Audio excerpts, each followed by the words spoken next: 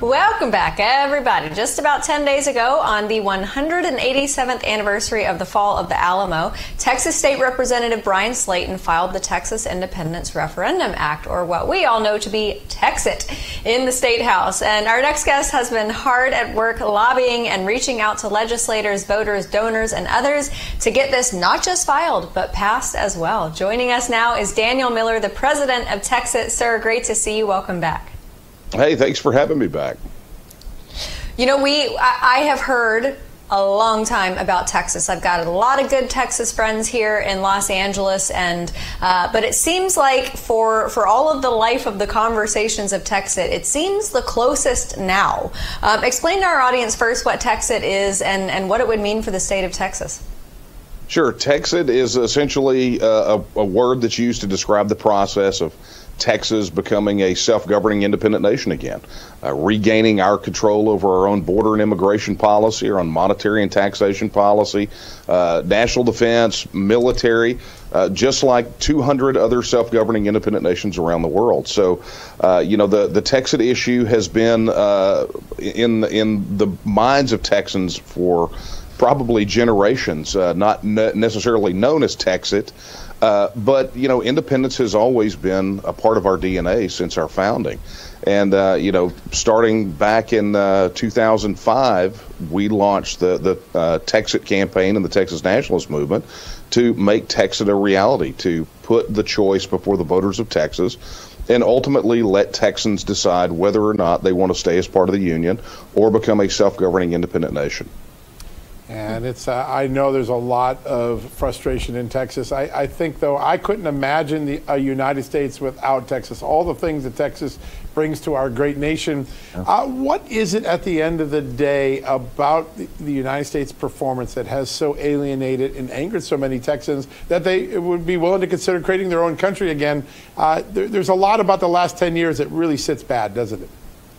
Yeah, it's, you know, and it even goes beyond the last 10 years. I mean, you know, you look at something like the federal debt that continues to ratchet up, that burdens all of us, that is essentially fiscal child abuse, because it'll be our children and grandchildren that are going to be on the hook for it when the United States continues to pour debt to the point of insolvency.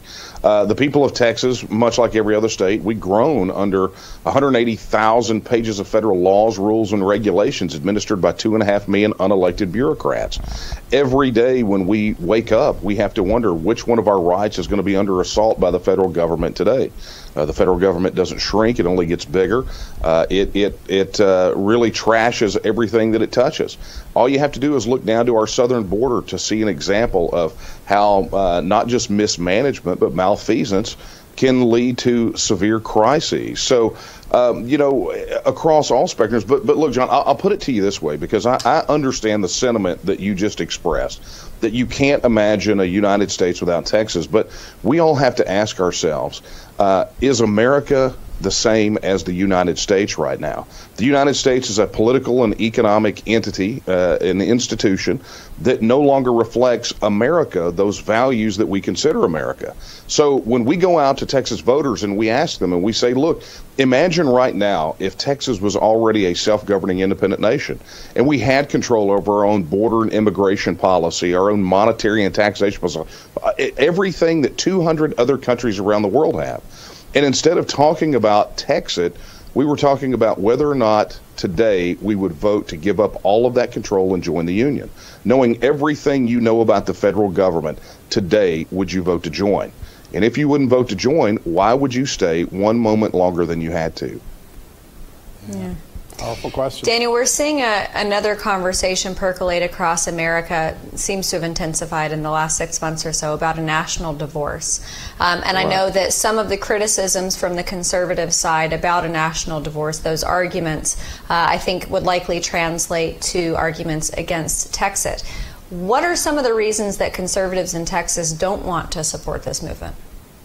Generally, it's because they don't understand what it means, right? They're, and this is a very different situation than talking about national divorce. I mean, look, it's a solemn topic, right? We should be very thoughtful about it, but we have to remember that the Union is comprised of 50 sovereign states. I mean, it's abundantly clear. The 10th Amendment to the Constitution is very clear. The writings of the founders and the framers very clear about that.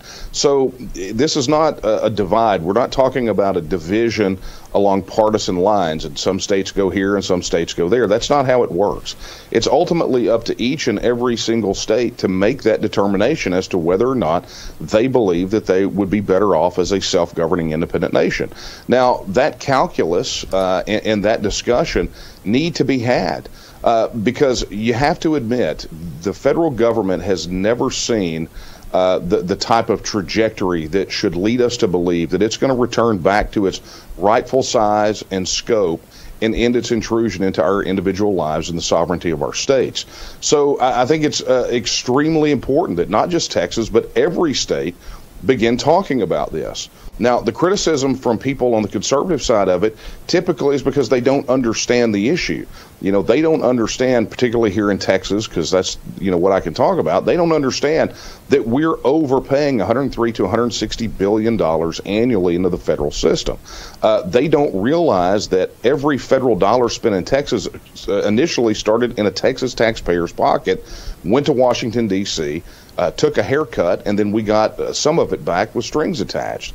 They don't understand the actual human cost, the toll in lives and property, and our way of life that's being destroyed and facilitated by the federal government because of the border crisis.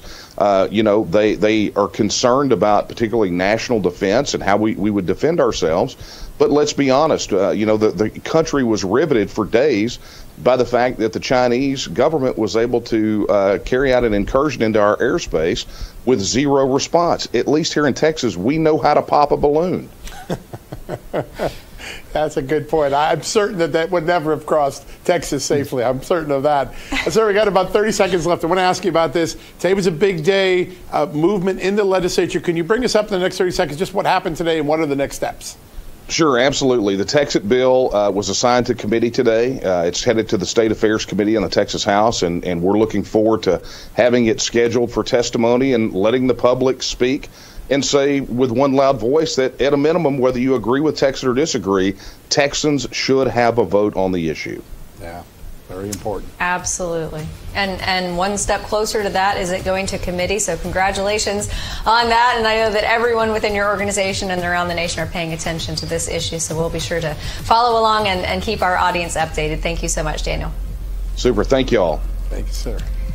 All right, everybody, John and I, we've got to hit a quick commercial break, but we'll be right back with some of our final thoughts from tonight's conversations and breaking news right after these commercials.